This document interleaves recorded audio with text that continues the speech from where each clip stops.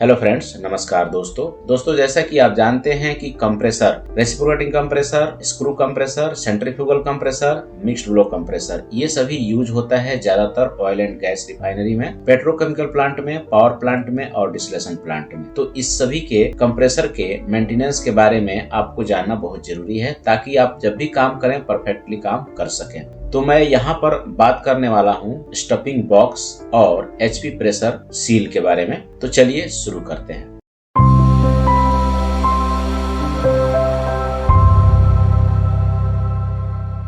मैंने reciprocating compressor के rod drop के ऊपर वीडियो बनाया हुआ है। उसके साथ ही ये एचपी सील आता है, जो एचपी पैकिंग भी हम लोग इसको बोलते हैं, हाई प्रेशर पैकिंग। तो ये भी बहुत इंपॉर्टेंट होता है। अगर ये जरा सा मिस्टेक हो गया असेंबली में तो ये लीक कर जाता है। जब ये लीक कर जाएगा तो आपका पूरा गैस, जो हजार्डस गैस है, वो पूरा बाहर आ जाएंगे और आपका कंप्रेसर उसी टाइम शट डाउन हो जाएगा। तो बहुत बड़ा नुकसान हो सकता है। तो आप समझ लेते हैं कि ये क्या काम करता है, कैसे असेंबल होता है। तो यहाँ पर आप देख रहे हैं स्टफिंग बॉक्स है। स्टफिंग बॉक्स का एक्चुअल में जो काम होता है, या पंप है, कंप्रेसर है, या फिर कोई रोटरी इक्विपमेंट है, उसके अंदर स्टफिंग बॉक्स के अंदर मैकेनिकल सील आता है। ये हमारा जो पैकिंग है ये आता है, या फिर ग्लैंड पैकिंग भी आता है, जिसके अंदर हम लोग seal, mechanical seal, gland packing रखते हैं। वही हमारा होता है स्टफिंग बॉक्स। तो ये पूरा बाहर का स्टफिंग बॉक्स है, ये असेंबली है और इसके अंदर ये सील पैकिंग है। ये एक एक पीस में है। अभी हम लोग इसको देखेंगे एक एक पीस में क्यों होता है, क्योंकि जब भी हम लोग इसको असेंबली करते हैं तो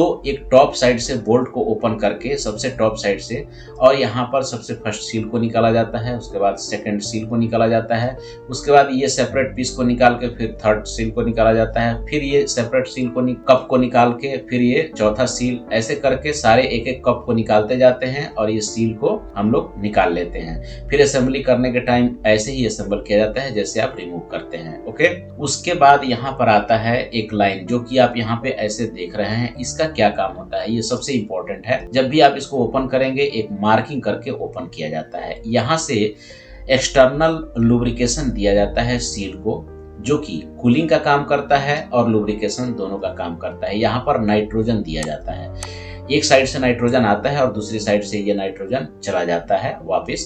फिर से दोबारा वो नाइट्रोजन कूल होकर के फिर से यहाँ पर आता है और दूसरी साइड से एडजस्ट हो जाता है। इनलेट और एडजस्ट होता रहता है और सील जो हमारा है, यानी कि पैकिंग, ये लुब्रिकेट होता रहता है। अभी हम लोग इसको समझ लेंगे कि यहाँ पर जो है ये कैसे काम करता है लुब्रिकेशन। तो हमारा ये टेफ्लॉन का सील है, पैकिंग है, ये कार्बन का है और यहाँ पर कार्बन के हैं।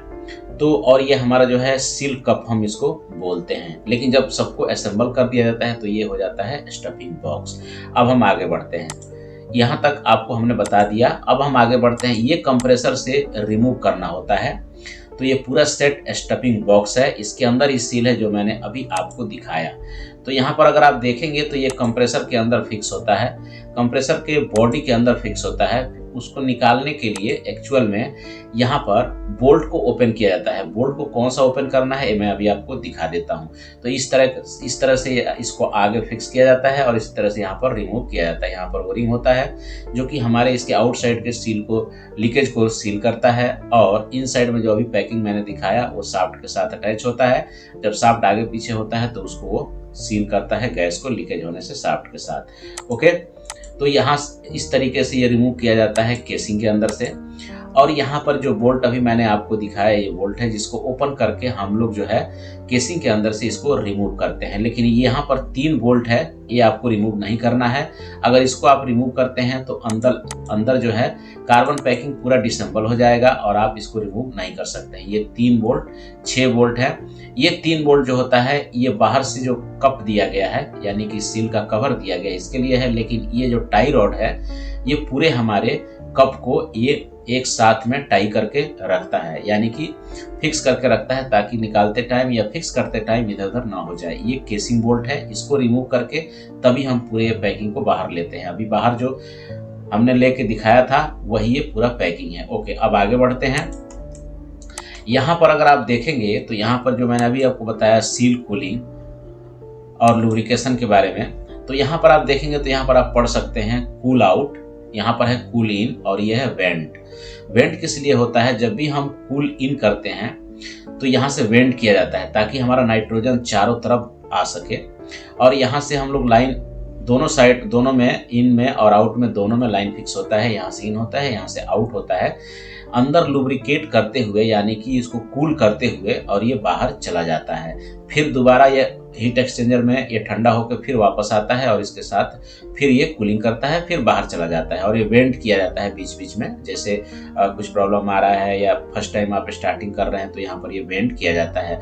वेंट इसलिए किया जाता है, चेक करना होता है ताकि हमारा जो कूल इन है, यानी कि जो यहाँ पर नाइट्रोजन इन हो रहा है, वो प्रॉपर यहाँ पर आ रहा है कि नहीं और काम कर रहा है कि नहीं। वेंट करेंगे तो पता चल जाएगा। अगर प्रॉपर आ रहा है तो मतलब सही है, लाइन ओके है। तो ये सबसे इम्पोर्टेंट होता है और ये पैकिंग सील सबसे इम्पोर्टेंट होता है और वेंट भी इम्पोर्टेंट होता है। अब हम बढ़ते हैं आगे। यहाँ पर आपको दिखाया गया है टी हैंडल से इसको ओपन किया जा रहा है, क्योंकि अगर आप नॉर्मल स्पैनर का इस्तेमाल करते हैं तो इसमें टच होता है, तो इसलिए यहाँ पर टी हैंडल का इस्तेमाल किया गया है और सॉकेट का। आप रेचेट का भी इस्तेमाल कर सकते हैं, जो भी सफिशियंट होगा, जो भी यहाँ पर सुटेबल होगा, वो आप टूल्स यूज कर सकते हैं, ये कोई जरूरी नहीं है। यहाँ पर आप देख सकते हैं यही टाई बोल्ट है। जब भी इसको असेंबल किया जाता है तो वो टाई बोल्ट टाइट करना होता है ताकि हम लोग बॉडी के अंदर फिक्स करें तो ये प्रॉपर अंदर एकदम लेवल में अंदर जा सके। अब यहाँ पर आपको एक मार्किंग दिख रहा होगा। ये मार्किंग क्यों किया जाता है? ये मार्किंग इसलिए किया जाता है कि जो अभी मैंने आपको बताया कि कूल इन कूल आउट जो हम नाइट्रोजन देते हैं उसका एक अंदर में लेयर बना हुआ है। अगर आप ओपन करते टाइम अगर इसको मार्किंग नहीं करते हैं तो मिसमैच हो जाएगा लेयर, तो आपका नाइट्रोजन प्रॉपर काम नहीं करेगा, सील जल्दी खराब हो जाएगा। तो कभी भी आप अगर स्टफिंग बॉक्स ओपन करते हैं तो उसको डिसेंबल करने के लिए एक एक पार्ट को, एक एक कप को यहाँ पर मार्किंग कर लेना सबसे ज़्यादा इम्पोर्टेंट होता है। आप पंच से भी मार्क कर सकते हैं या फिर आप मार्कर से भी मार्क कर सकते हैं, जो भी आपको सुटेबल लगे आप कर सकते हैं, कोई दिक्कत नहीं है। आप जैसे आपको अच्छा लगे आप कर सकते हैं। अब यहाँ पर आप देखेंगे तो सबसे पहले इसको रिमूव किया गया टेफ्लॉन सील को। टेफ्लॉन जो पैकिंग होता है उसको रिमूव किया गया। उसके बाद एक एक करके सभी कार्बन पैकिंग को रिमूव कर दिया गया। ये कार्बन पैकिंग जो होता है इसके ऊपर एक स्प्रिंग लगा होता है और ये स्प्लिट टाइप होता है, 2 पार्ट में होता है और ये 3 पार्ट में भी होता है। ज़्यादातर ये 3 पार्ट में ही होता है, क्योंकि जब ये अंदर से घिसता जाता है तो इसका जो स्प्रिंग है वो इसको मैनेज करके रखता है, यानी कि क्लियरेंस को कम करके रखता है। जब भी ये बाहर से कंप्रेस करके रखेगा तो क्लियरेंस ऑटोमेटिक कम हो जाएगा। तो अंदर से ये घिस जाता है और ये बाहर से कंप्रेस करके रखता है तो क्लियरेंस उसमें नहीं रहता है शाफ्ट में, तो लीकेज को रोकता है। और जब भी एक एक कप को आप फिक्स करेंगे, एक एक कप को ये लैपिंग किया जाता है, लैपिंग करके ब्लू मैचिंग करके तब ये फिक्स किया जाता है। और जब भी आप पैकिंग इसके अंदर डालेंगे तो उसका भी क्लियरेंस आपको लेना है।